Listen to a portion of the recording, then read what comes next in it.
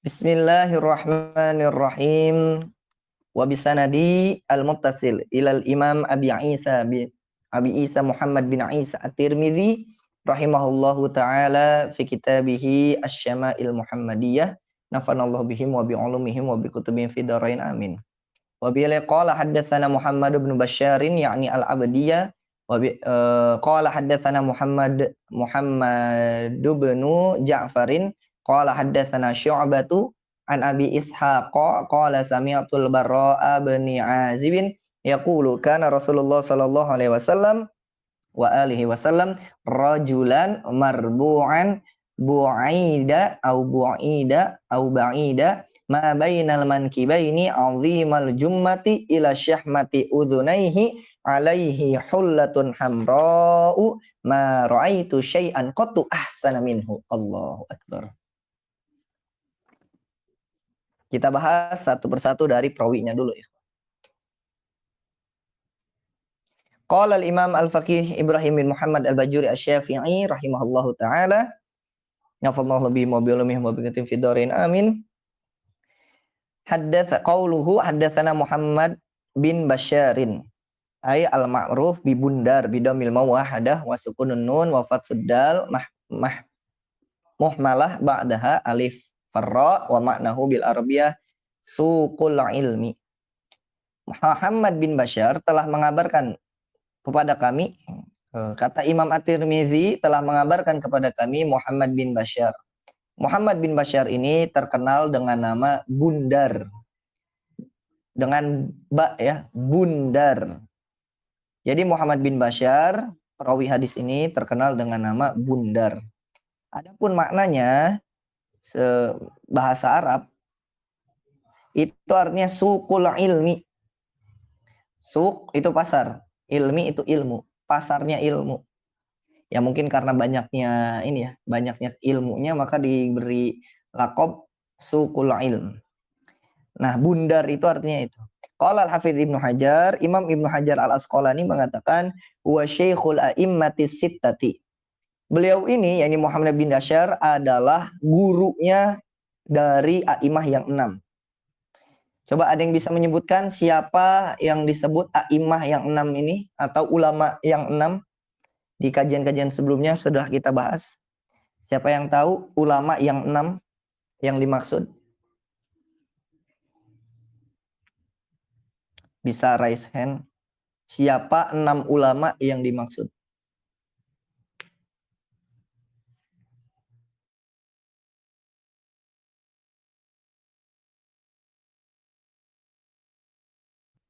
Siapa ya, ikhwah yang tahu 6 ulama yang dimaksud? Kita sambil murojaah ya.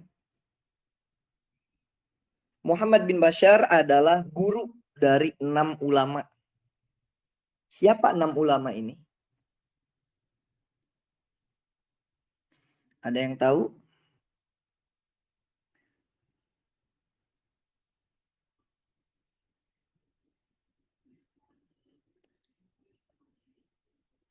Atau sering kita sebut dengan Kutubus Sittah. Itu karyanya ya. Nah, disebut di sini Al-Immatus Sittah. 6 ulama.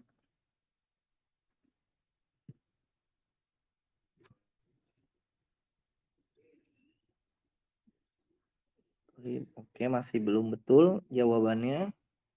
Ada lagi ikhwah? Boleh di grup jawabnya, boleh di japri ya.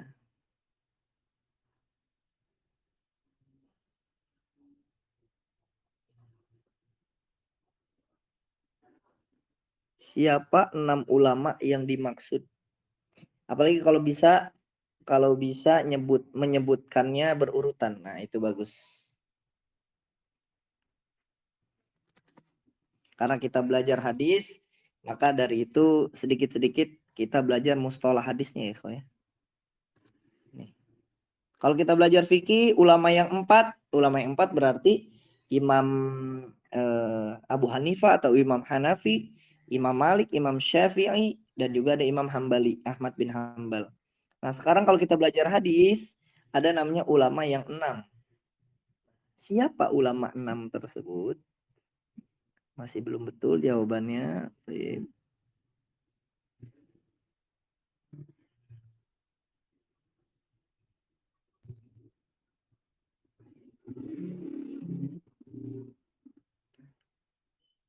Ulama yang 6.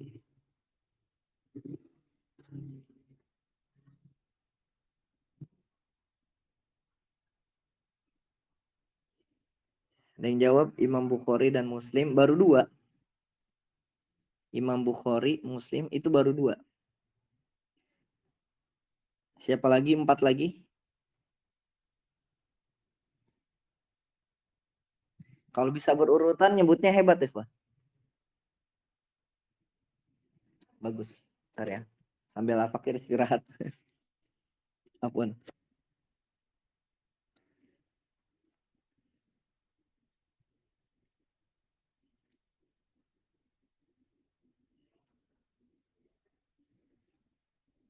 Imam Bukhari dan Muslim kalau dua-duanya hanya disebutkan 2 itu nanti ada istilah khusus namanya muttafaq alaih. Kalau disebut hadis ini muttafaq alaih, maka maksudnya adalah hadis tersebut diriwayatkan oleh Imam Bukhari dan Imam Muslim. Nah, tapi kalau disebutkan rawahu sittah, hadis ini diriwayatkan oleh 6. Nah, 6 itu siapa? Seperti itu. Nah, betul. Ada di grup ya, ya. Bisa dilihat ada rekan kita yang menjawab, itu betul jawabannya.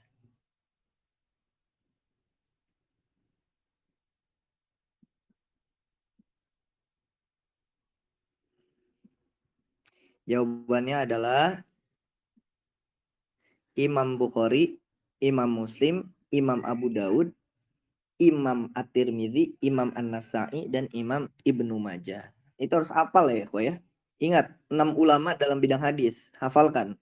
Imam Bukhari, Imam Muslim, Imam Abu Daud, Imam At-Tirmidzi, Imam An-Nasa'i, dan Imam Ibnu Majah. 6 ulama pada bidang hadis yang disebut dengan Shahibu Kutubus Sittah atau Ashab Kutubus Sittah. Sahih Bukhari, Sahih Muslim, Sunan Abu Daud, Sunan Abi Daud, Sunan At-Tirmidzi, Sunan An-Nasa'i, dan Sunan Ibnu Majah. Jadi Muhammad bin Bashar ini adalah perawi yang digunakan atau semua ulama yang 6 tersebut meriwayatkan dari Muhammad bin Bashar. Seperti itu ya. Apa kata Abu Daud? Dengarkan kata Abu Daud, ikhwah. Qala Abu Daud, Imam Abu Daud berkata, kata betu anhu khamsina alfin hadisin. Aku menulis hadis dari Muhammad bin Bashar itu 50.000 hadis. Bayangkan ikhwah. Aku menulis hadis dari Muhammad bin Bashar, kata Abu Daud, Imam Abu Daud, itu 50.000 hadis. Berarti hafalannya bukan main-main, no? Hafalannya bukan main-main. Wattafaqu ala tawthiqihi wa huwa ahadul masyahiri thiqat. Dan ulama sepakat ya, tentang thiqohan dari Muhammad bin Bashar. Jadi ini perawinya perawi sahih. Dan termasuk orang yang ya sudah dikenal lah kesikohannya. Thiqoh itu nanti ada istilah khusus tuh dalam ilmu hadis. Betul-betul Muhammad bin Bashar ini adalah orang yang dipercaya gitu ya, hafalannya bagus, ibadahnya bagus, akhlaknya bagus, penyampaian dalam periwayatan hadis juga begitu banyak. Bahkan Imam Abu Daud mengatakan beliau menulis 50.000 hadis dari Muhammad bin Bashar, yakni al-abdi. Nah ini faidah bahasa ya, bisi ghatil ghaib fa fihi iltifatu ala ra'yi as-sakaki alladhi yufassiru iltifat bi annahu mukhalafatu muqtada az-zahir wa illam yataqaddam ma yuwafiquhu awalan wa kana muqtada zahir huna an yaqula a'ni al-abdiyya bi sigati takallum wa yuhtamalu anna al-inayata mudarrajatun min ba'dir ruwat walau quri'a na'ni bi sigatil mutakallim ma ghairi likana qariban lakin riwayata la tusa'iduhu wal abdiyu nisbatun ila abdil qais qabilatun masyhurun min Rabi'ah. Kemudian di sini disebutkan yakni Al-Abdi. Nah, jadi Muhammad bin Bashar ini lakobnya itu Al-Abdi. Tadi namanya Bundar ya, ya. Terkenalnya dengan nama Bundar. Kemudian Imam Al-Bajuri ini mengomentari tentang istilah yakni. Begitu, yakni menggunakan domir mustatir goib gitu. Kemudian oleh As-Sakaki mengatakan bahwasanya ini tuh dimaksudkan kepada perawinya. Maksudnya yang dimaksud adalah Al-Abdi. Tapi kata Imam Al-Bajuri yang paling korib itu nyebutnya sebenarnya bukan yakni, tapi nakni, pakai nun gitu. Telah mengabarkan kepada kami Muhammad bin Bashar, dan adapun Muhammad bin Bashar yang kami maksud adalah Al-Abdi. Yang kami maksud, bukan yang dia maksud gitu ya. Jadi lebih tepatnya menggunakan nahnu atau menggunakan ana, jadinya akni. Itu faidah bahasa aja ya. Adapun al-abdi itu dinisbatkan kepada ila abdi Qais, salah satu kabilah yang terkenal. Begitu. Sudah kita bahas ya tentang penisbatan. Qala haddatsana Muhammad bin Ja'far. Muhammad bin Bashar mengatakan telah mengabarkan kepada kami Muhammad bin Ja'far. Muhammad bin Ja'far ail mulaqab bi Gundar. Nah, Muhammad bin Ja'far ini lakobnya adalah Gundar. Kalau Muhammad bin Bashar, Bundar, pakai ba, Bundar. Tapi kalau Muhammad bin Ja'far, itu dilakobi dengan Gundar. Bisa Gundar, bisa Gundur. Ya. Bidomil ghain al-mu'jamah wasukunun nun wa damuddal au fatsiha. Jangan didomahkan. Dalnya Gundur ataupun difathahkan. Jadi Gundar. Fil qamus, kama fil qamus. Bagaimana di dalam kitab Al-Qamus. Wa maknahu fil lugha muharrikus syarr. Adapun maknanya secara bahasa Arab artinya muharrikus syarr. Muharrik itu artinya yang menggerakkan ya. Gitu. Syarr itu keburukan.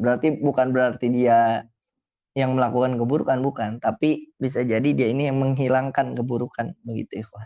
Wa awwalu man laqabahu bidzalika Ibnu Jurayj. Yang pertama kali melakobi Muhammad bin Ja'far dengan nama Gundar itu adalah Ibnu Jurayj. Hina alqa alaihi, ketika beliau itu bertemu. Alaihi as'ilatun katsiratun, dan banyak banget pertanyaannya, nanya mulu gitu, banyak pertanyaan. Lama tasadda li tadris bi Masjidil Basrah, di mana ketika Ibnu Jurayj itu sedang ngajar gitu ya, sedang ngajar di masjid di Basrah. Lagi ngajar di Basrah. Nah, Muhammad bin Ja'far ini ikutlah begitu ya. Maka Al-Hasan Al-Basri, di tempatnya Hasan Al-Basri. Wa kana syaikhan li Muhammad bin Ja'far. Dan Hasan Al-Basri itu adalah gurunya Muhammad bin Ja'far. Wa wala yuhibbu an yara ghayra syaikhihi yaq'adu makanahu. Dan Muhammad bin Ja'far ini enggak suka ikhwah kalau ada orang yang duduk di tempat gurunya. Jadi Muhammad bin Ja'far punya guru namanya Hasan Al-Basri. Itu sering ngajar di salah satu masjid di Basrah. Nah, tempat duduk itu adalah tempat duduknya Hasan Al-Basri. Tempat duduknya gurunya Muhammad bin Ja'far. Nah, Muhammad bin Ja'far ini tidak senang kalau ada orang yang duduk di tempat itu, kecuali gurunya. Begitu. Falam aktar alai soal qala ma turidu ya Gundar. Nah, karena banyak yang bertanya, karena Muhammad bin Ja'far banyak bertanya kepada Ibnu Jurayj, maka dikatakan, apa yang kau inginkan ya Gundar? Gitu. Jadi gara-gara disebut Gundar oleh Ibnu Jurayj, maka keterusan. Fajaro alaihi walam yud'a abi Muhammad illa qalilan. Maka terus disebutnya Gundar gitu. Jarang disebut namanya nama Muhammad. Disebutnya Gundar. Wa kana yasumu yauman wa yuftiru yauman. Dan Muhammad bin Ja'far ini termasuk orang yang mendawamkan puasa sunnah Nabi Daud. Beliau puasa sehari, buka sehari puasa, sehari enggak, begitu ya. wa tamadahu al-immah kulluhum, dan seluruh ulama itu bersandar kepada Muhammad bin Ja'far. Maksudnya apa? Maksudnya Muhammad bin Ja'far ini adalah ulama yang dapat dipercaya. Seperti itu. Kemudian mata sanah salasin wa tis'ina wa mi'atin. Muhammad bin Ja'far ini wafat pada tahun 193. Wafat pada tahun 193.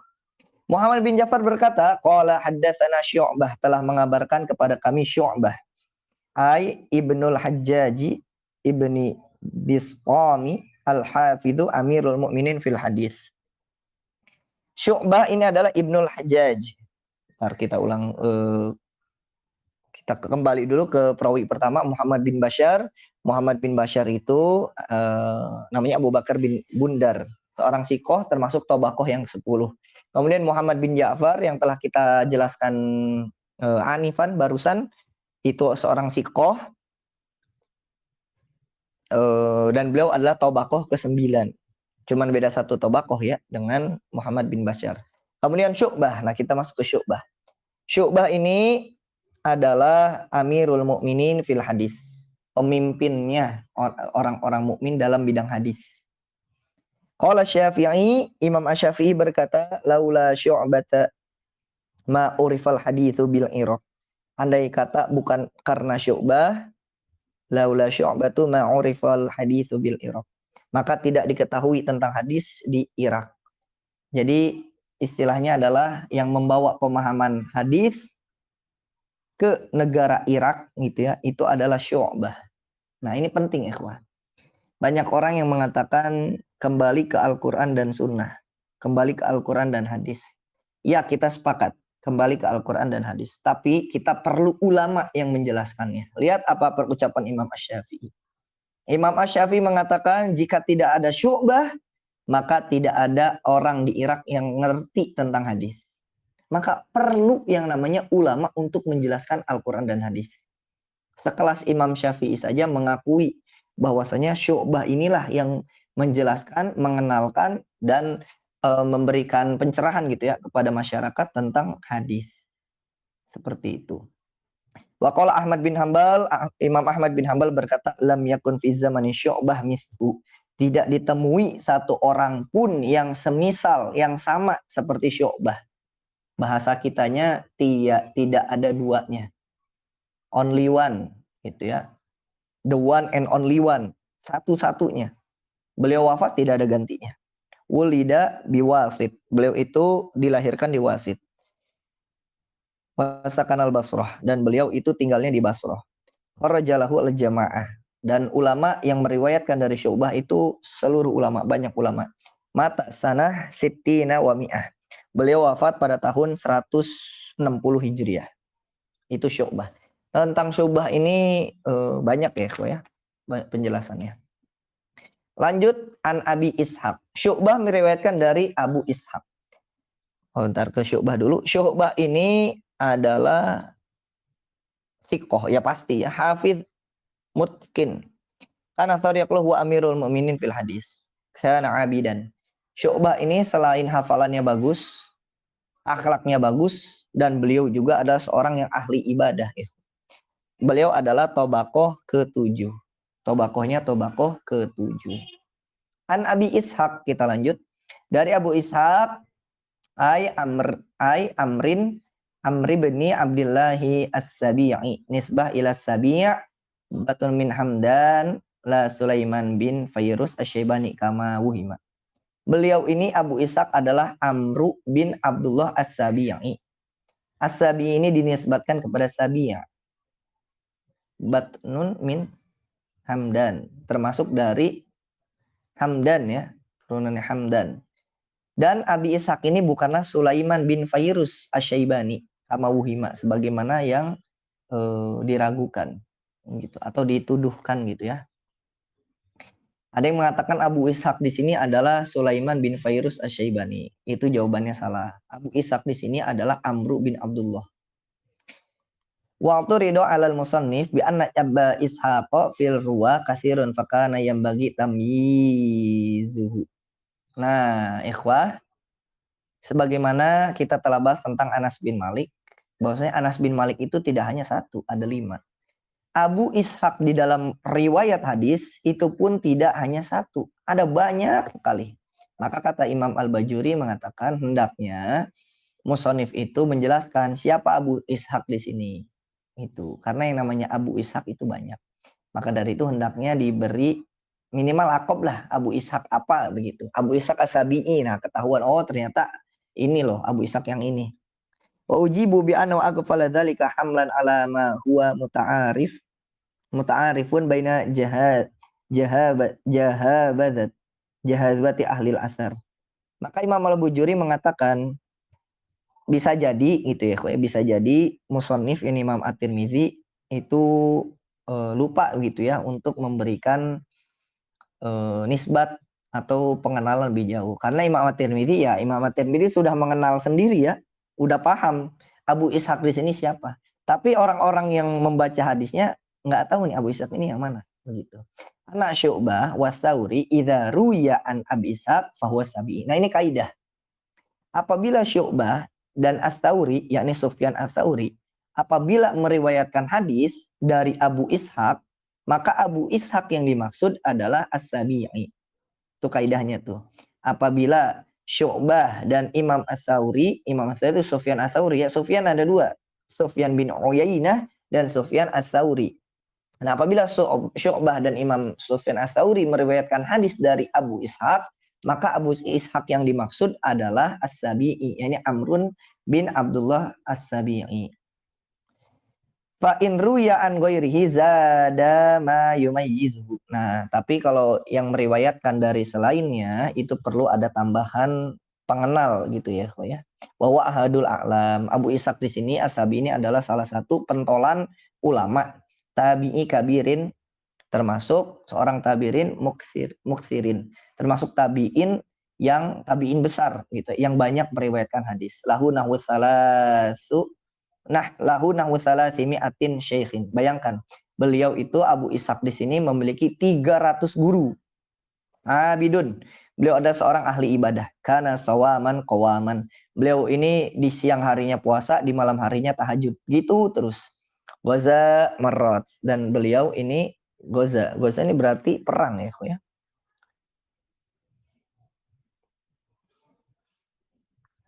Beliau ini ikut berperang berkali-kali. Udah ahli ibadah, pinter, kemudian gurunya banyak, ngerti agama Islam, ikut perang juga.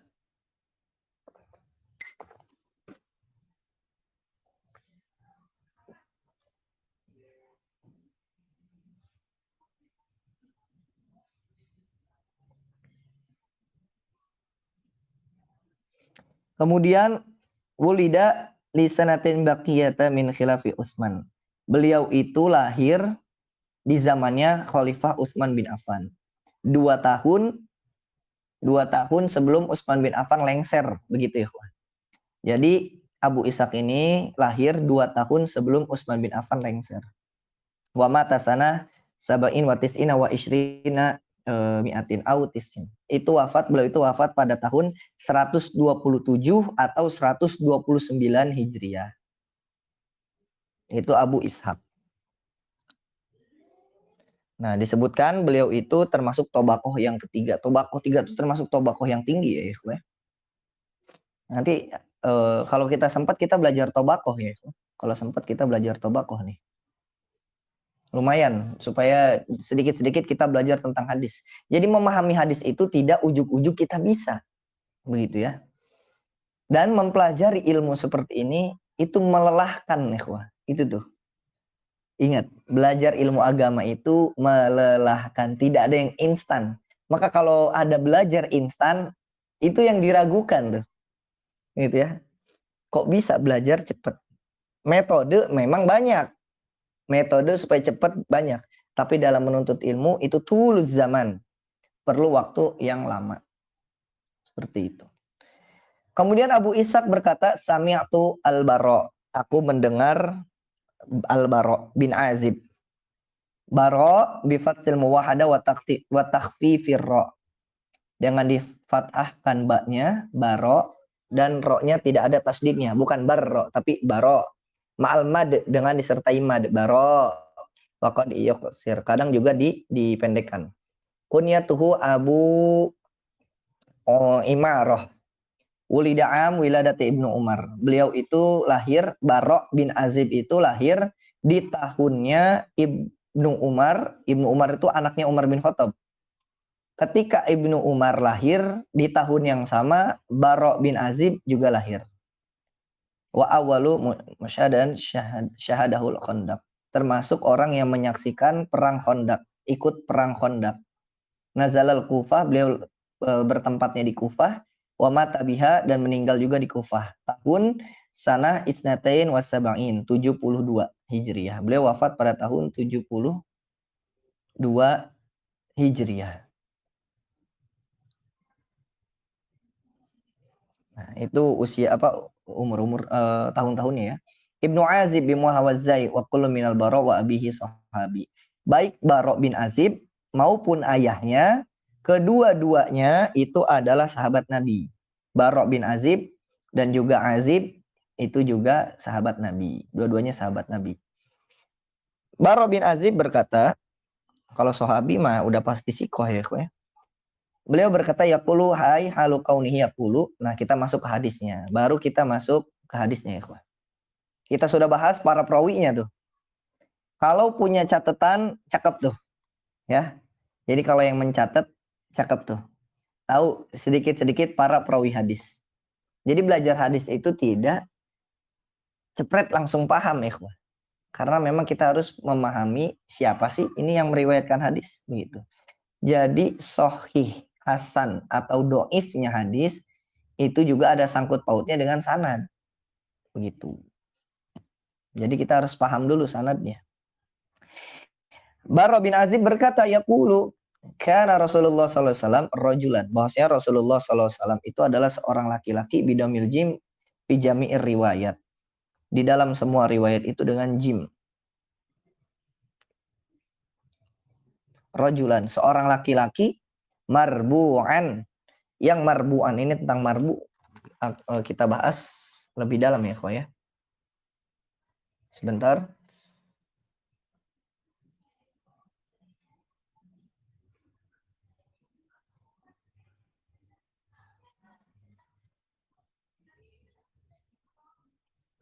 Kalau putus-putus tolong kabarkan ikhwan. Karena sinyalnya kadang putus. Wallahu a'lam ini. Rasulullah SAW itu adalah seorang laki-laki wa khabarun suratun tawat ta'atun lima huwa khabarun hakikatan. Ini sebagai khobar ya, khobar kana Rasulullah SAW rajulan khobar kana. Itu buah maksud bil ifadah. Maksudnya ini adalah sebagai memberikan faidah. Kaqauli ta'ala dzalika bi annahum qaumul la yafqahun.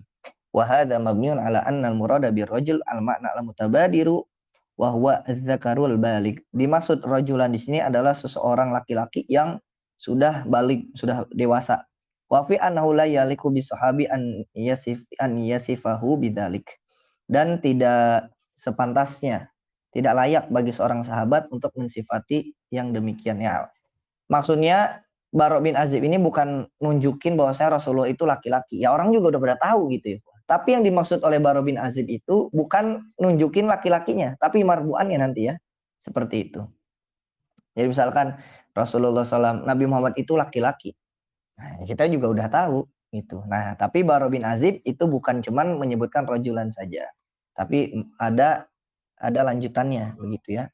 Walam yasma' min ahadi minhum wasfuhu bihi. Qal ahsanu kama qala ba'dum annal murada wasafa sya'rahu bir rajula wa yataqassarul qalil yuqalu sya'run rajulun bidamil jim kama yuqalu bi fathia wa kasra wa sukuniha ai fihi taqassarul qalil intaha Munawi bitasarruf.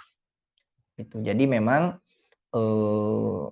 menyebutkannya di sini bukan cuman Rasulullah SAW itu laki-laki. Ya kita juga udah tahu gitu. Tapi di sini disebutkan oleh Bara bin Azib bahwasanya Rasulullah SAW itu adalah rajulan marbu'an. Beliau itu adalah seseorang yang marbu'. wa huwa bimakna rab'ah wa qad ulimat annahu takribi la tahdidi fala yunafi annahu yaribu ila tul. Rasulullah SAW itu marbu, tapi marbu di sini adalah Rasulullah SAW itu cenderung tinggi badannya itu adalah tinggi, begitu ya. Rasulullah SAW itu cenderung tinggi. Jadi marbu di sini bahasa Indonesianya itu adalah tinggi atau perawakannya. Rasulullah SAW itu adalah ideal, gitu ya. Ideal. Jadi makna marbu di sini kita terjemahkan saja ideal. Karena kalau secara bahasa Arab, annahu yadribu ila tul. Rasulullah SAW itu cenderung tinggi, begitu ikhwan. Qauluhu dan ucapan musannif ba'id ma baina mankibai ruya bitakbir wa tasgir.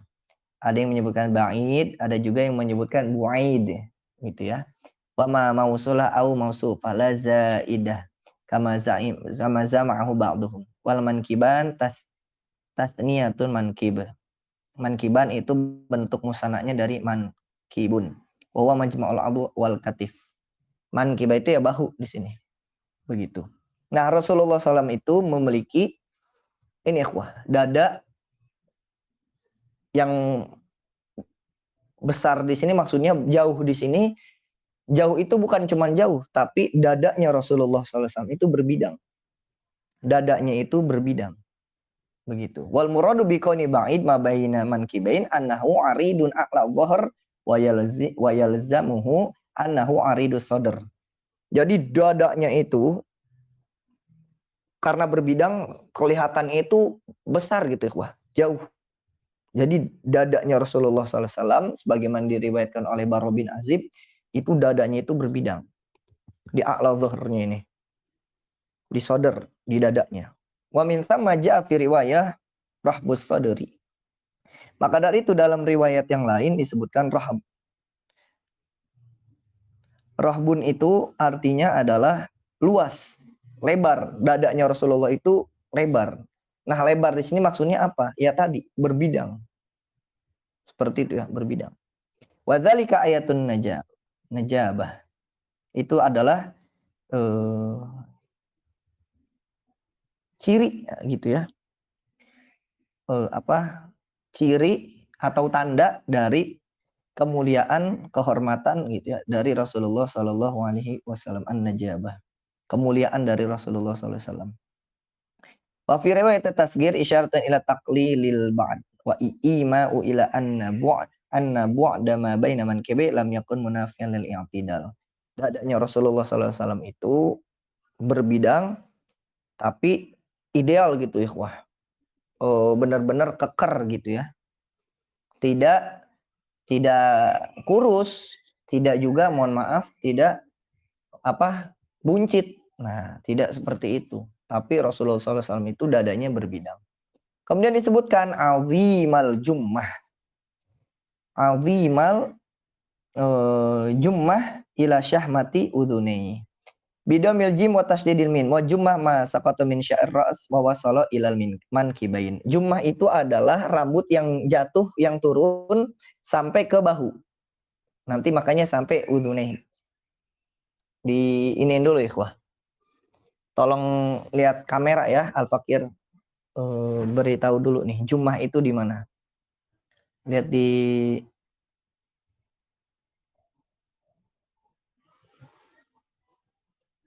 kamera sebentar.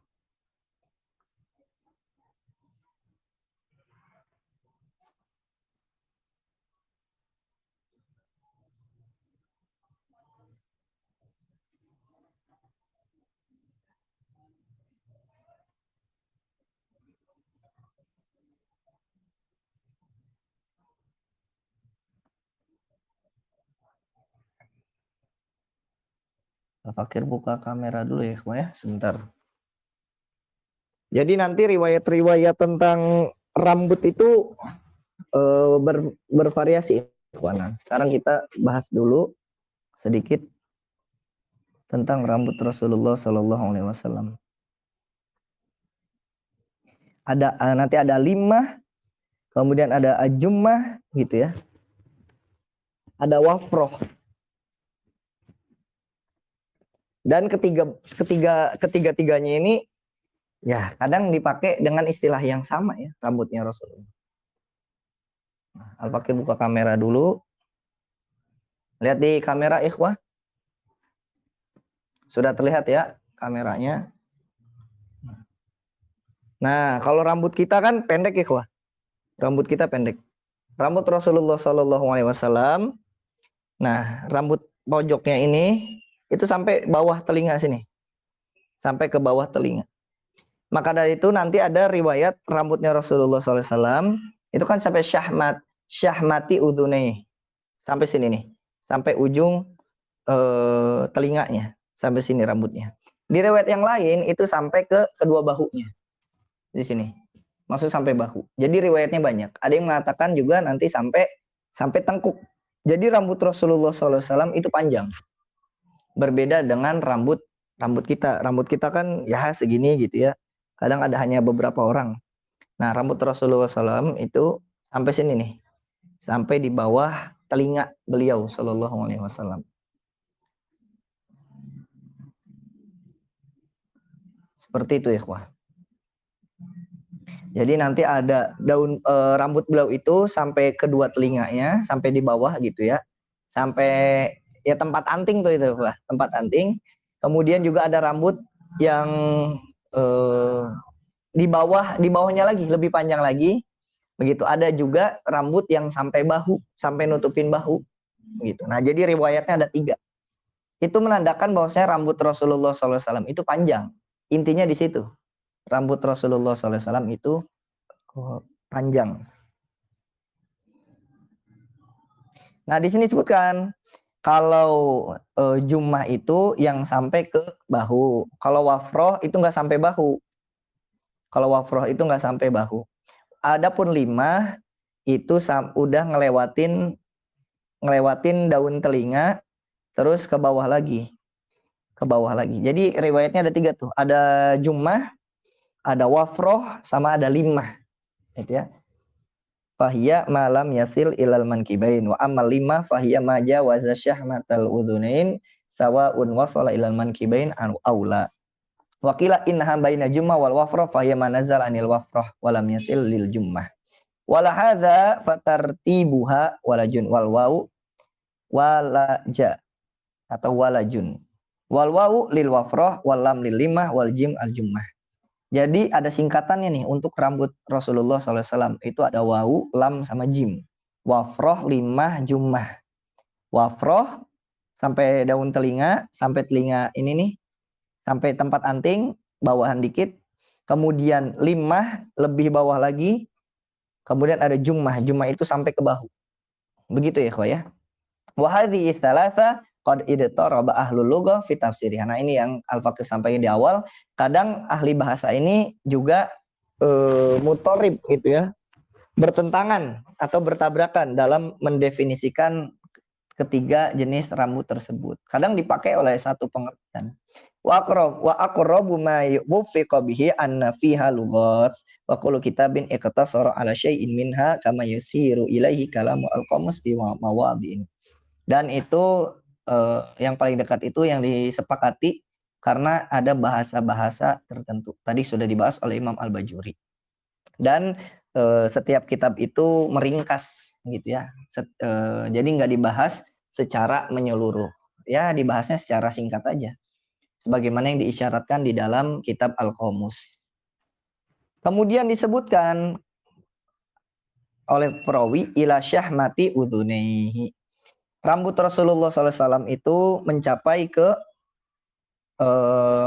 ini nih, melebihi tempat anting gitu ya, Pak ya. Tempat anting apa ya bahasanya? Daun telinga sampai bawahnya gitu.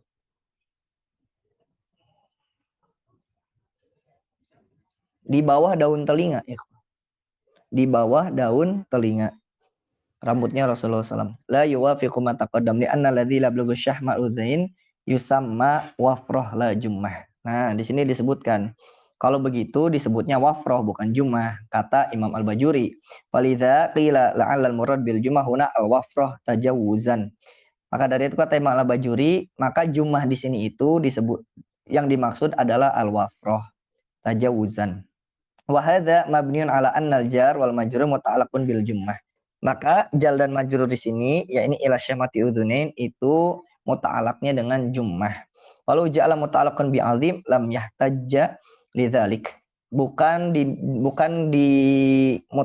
muta'alliqnya itu dengan azim tapi dengan jumlahnya.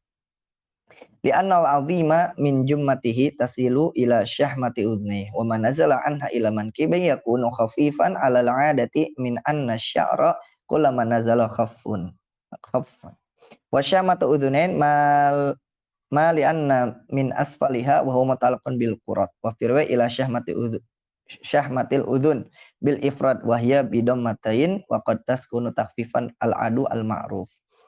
Jadi rambutnya itu sampai ke bawah telinga beliau Shallallahu Alaihi Wasallam. Jadi di bawahnya ya. Dan kata Imam Al-Bajuri, ya sebetulnya bukan jumah itu. Kalau misalkan ila syahmati udhuni itu bukan jumah tapi wafroh. Begitu. Kemudian disebutkan ya, kita sudah tahu ya, udhun itu adalah salah satu anggota tubuh yang sudah kita ketahui. Ya telinga masa kita nggak tahu? Itu ya. Qauluh ucapan musannif alaihi hullatun hamra.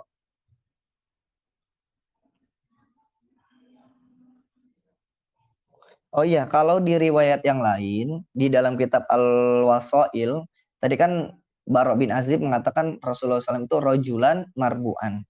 Tapi kalau di dalam kitab Al-Wasail itu bukan dibaca rojulan ya, tapi rojilan. Gitu ya. Itu untuk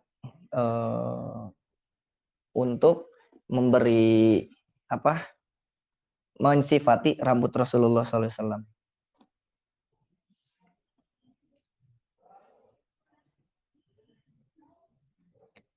Kemudian ucapan musannif alaihi hullatun hamro. Kemudian Rasulullah SAW itu hullatun hamro. Menggunakan hullatun hamro, perhiasan berwarna merah. Rasulullah SAW menggunakan perhiasan merah. Nah, kita bahas dulu syarahnya. Maksudnya apa sih perhiasan merah itu? Kita lihat di sini.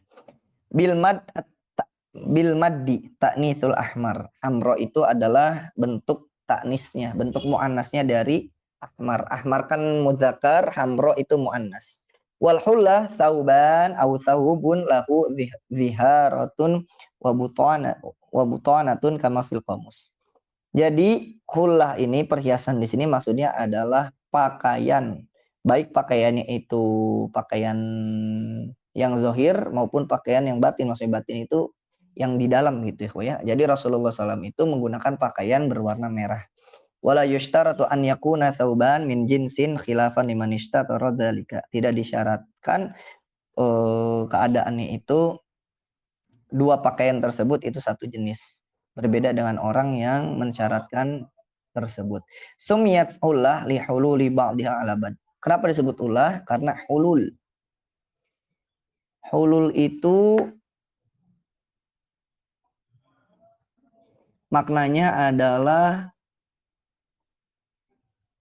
banyak ya maknanya hulul ya. Hulul bisa maknanya lepas atau sementara gitu ya. Jadi istilahnya pakaiannya itu ya nanti juga bakal diganti gitu ya. Bagian dengan yang lainnya. Au li hululiha alal jismi kama fil masyarik. Atau sesuatu yang digunakan pada badan sebagaimana di dalam kitab al-masyarik. Wa hadzal hadis sahihun ihtaja bihi imamuna lihil labasil ahmar.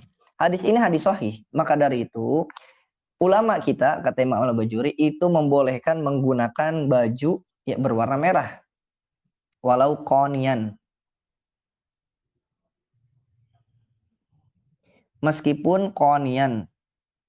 Qonian itu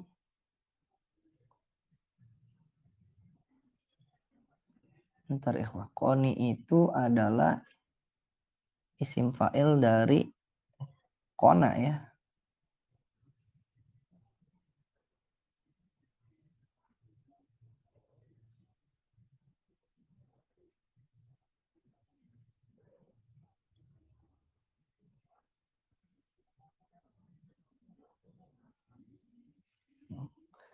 Iya, warna merah.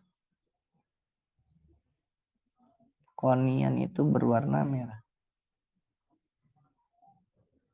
Salah, kalau di dalam komus disebutkan koni itu adalah salah satu jenis tumbuhan, bunga-bunga, salah satu jenis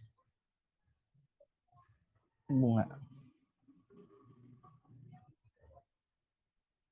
Apa ya bahasa kitanya ya? Marun bukan ya, Pak? Atau merah ngejreng gitu ya.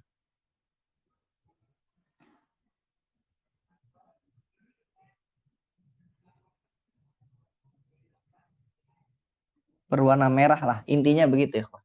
Maka kata Imam Al-Bajuri, dihalalkan bagi kita, diperbolehkan bagi kita untuk menggunakan baju berwarna merah. Oh, konian itu maknanya aisyadidul humroh. Merah ngejreng bahasa kitanya, merah banget. Gairano qad yakhussu bilau besihi ahl. Berbeda kalau misalkan dikhususkan, kadang dikhususkan bilu besihi ahlil fisqi, ahli fasik, orang-orang fasik. Fahina idin yahrumu labsuhu li'annahu tasyabbaha bihim. Berbeda kalau misalkan orang-orang fasik menggunakannya, maka haram kita ikut dengan orang-orang fasik. Li'annahu tasyabbu bihim. Maka itu tidak diperbolehkan kita sama seperti orang fasik, karena tidak diperbolehkan bagi kita menyerupai mereka.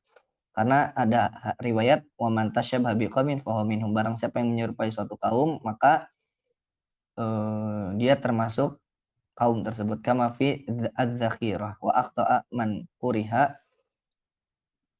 man karoha lubsahu mutlaqan. Berbeda pendapat, atau kata Imam Al-Bajuri, salah bagi orang yang berpendapat bahwasanya menggunakan baju merah itu, pakaian merah itu makruh secara mutlak. Itu tidak benar. Pokoknya pakai pakaian warna apa aja boleh, asalkan tidak mengganggu ya. Rasulullah SAW juga menggunakan pakaian berwarna merah, punya pakaian berwarna merah. Tapi ini ada kaidah khusus ya kawan. Kalau misalkan orang-orang fasik itu menggunakan sesuatu yang biasa mereka gunakan, maka kita harus hati-hati. Begitu ya, kita harus hati-hati. Contohnya apa ya? Contohnya misalkan apa ya, Ko ya? Ya sekarang kan orang fasik apa sih ciri-cirinya ya, Ko? Perasaan sama aja. Tidak ada identitas khusus ya. Tidak ada pakaian khusus. Semuanya sama aja. Misalkan orang fasik bajunya begini terus misal. Nah, kita nggak boleh ikut-ikutan dengan orang fasik. Maka dari itu, ada satu kaidah begini. Tidak setiap yang viral itu harus kita ikuti. Tidak semua tren harus kita ikuti. Ya, sekarang zamannya ada apa-apa diikutin. Jadi tren diikutin. Jadi apa diikutin. Jangan. Udah kita jadi diri kita sendiri aja. Faidah, ada satu faidah. Akhraja Ibnul Jauzi min Tariqi Ibnu Hayyan wa ghairihi. Imam Ibnul Jauzi meriwayatkan dari jalurnya Ibnu Hayyan dan selain Ibnu Hayyan bahwasanya Nabi sallallahu alaihi wasallam ishtara qullatan bisabi wa isyrina naqatan fala bisaha. Bahwasanya Rasulullah sallallahu alaihi wasallam itu pernah membeli satu hullatan, satu pakaian ya, dengan 27 bisab'in wa isyrina naqah.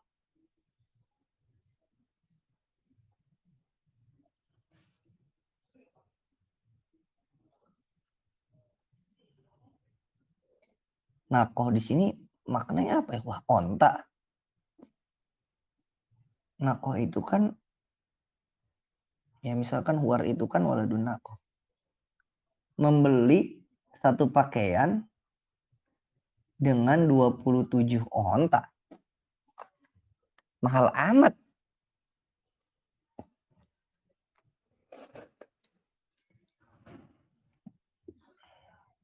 Kita lihat catatan kakinya ya. Fala bisaha, maka Rasulullah SAW menggunakan pakaian tersebut. Ini pakaian apa ini? Coba kita lihat catatan kakinya. Ibnu Jauzi dalam kitab Al-Wafa, Ibnu Hayyan wal Masyhur bi Abi Syekh wal hadis kita akhlakun Nabi sallallahu alaihi wasallam dengan mursal dalam marasilnya Ishaq bin Abdullah bin Al-Haris. Sanadnya dhaif gitu. Kalau di dalam riwayat Muhammad bin Sirin itu dengan membelinya itu dengan 29 onta.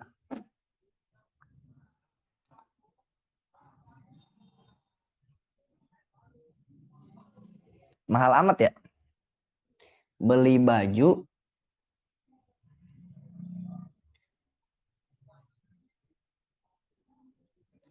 harganya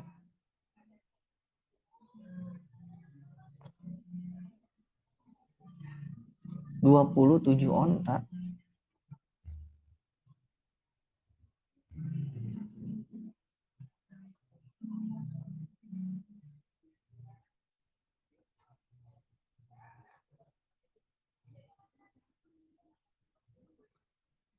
Di dalam Ilal Ibnu Habib. Tapi kan riwayatnya dhaif ya, kok ya.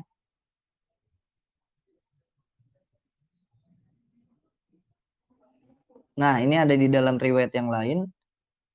Itu bukan dengan nakoh, ikhwah. Tapi dinaron. Anna Nabi SAW ishtara hullatan yamaniyatan bi bid'in wa ishrina dinaron. Itu menggunakan kata dinar. Sekitar 20 sekian dinar. Mahal juga ya, Pak ya. Coba kita ini ya, 1 dinar sekarang berapa rupiah?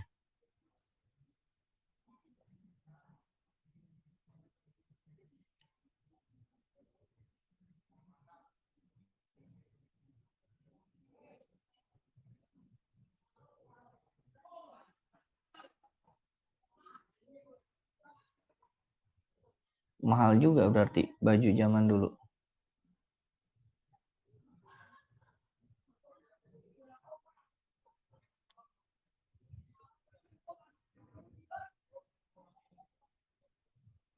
Nah, ini di riwayat yang lain itu Nabi SAW itu membeli baju harganya 33 ba'iron. 33 onta.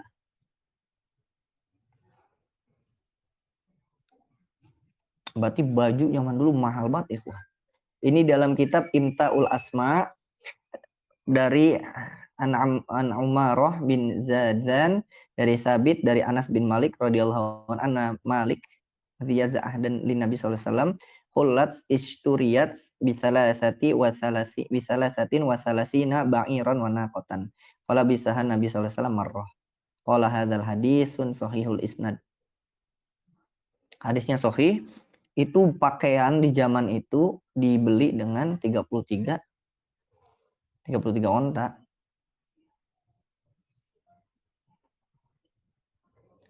Insyaallah ya.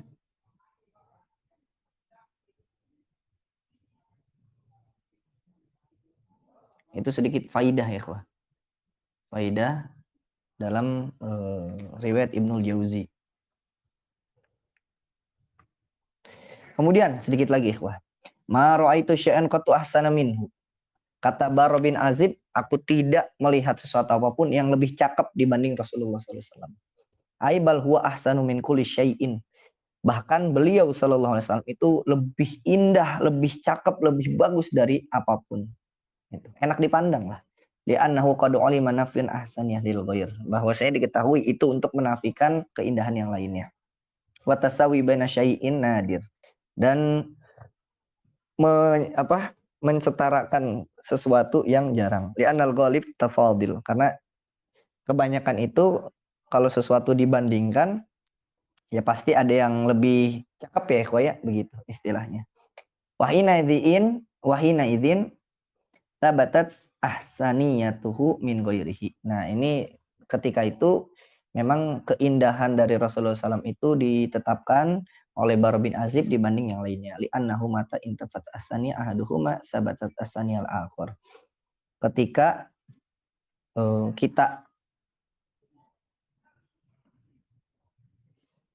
memilih gitu ya, ketika kita memilih keindahan sesuatu, maka yang satunya lagi bahasa kitanya tereliminasi gitu ya. Kalau kita melihat sesuatu yang indah, kemudian melihat sesuatu yang lebih indah lagi, yang indah ketutup gitu. Min ghairihi lil musawah lakinnahu musta'malun fi surah al-ula isti'malan lil ammi fil akhas inna maqala syai'an duna insanan yushmila ghairul bashar kasyamsi wal qamar. Di sini Bara bin Azib itu menggunakan kata syai'an bukan insanan. Jadi Bara bin Azib itu tidak mengatakan tidaklah aku melihat seseorang yang lebih cakep, lebih bagus gitu ya.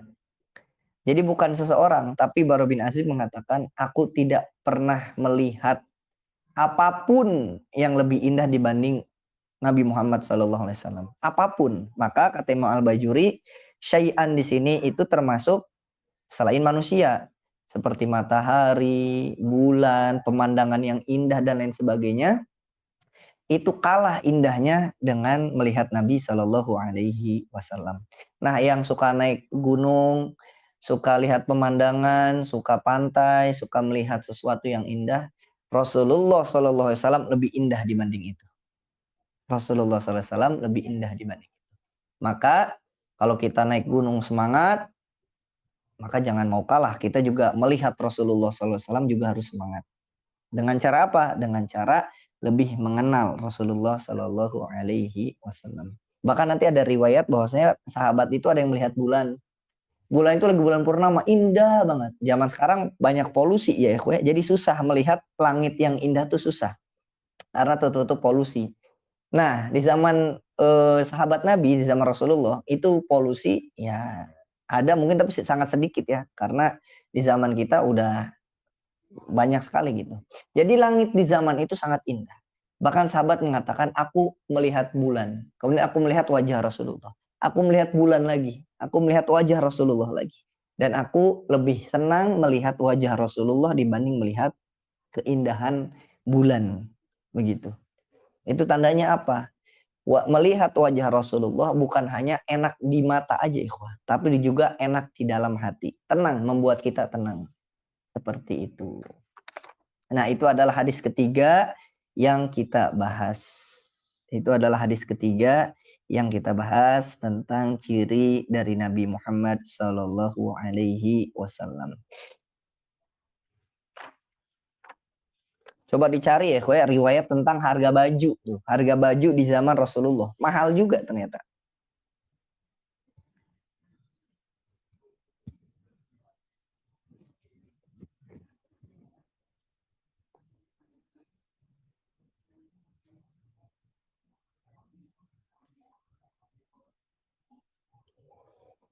Tapi ada yang tanyakan dulu ikhwah.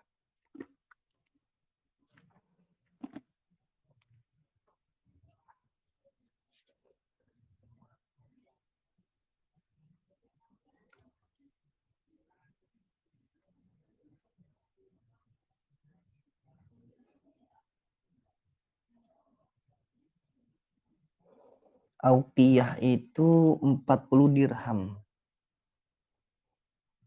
Kalau di riwayat yang lain menggunakan kata aukiyah. 40 dirham itu 172.000. Kita kali 172.000 dikali berapa tadi? 27. Mas harga baju 4 juta ikhwah. Masya Allah ya. Sampai jutaan coba kalau dihitung-hitung.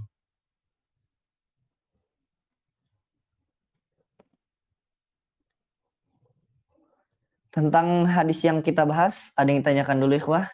Sebelum kita masuk ke pertanyaan umum. Di sini ada pertanyaan umum ya. Nanti kita bahas. Yang pertanyaan umum ini tidak Al-Fakir rekam ya. Bentar.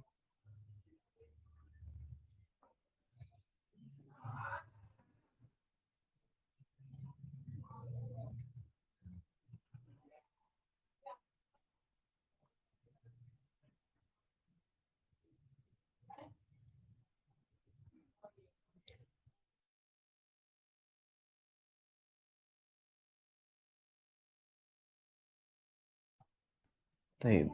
Kita masuk ke ini ya, pembahasan umum. Kita selesaikan dulu rekamannya.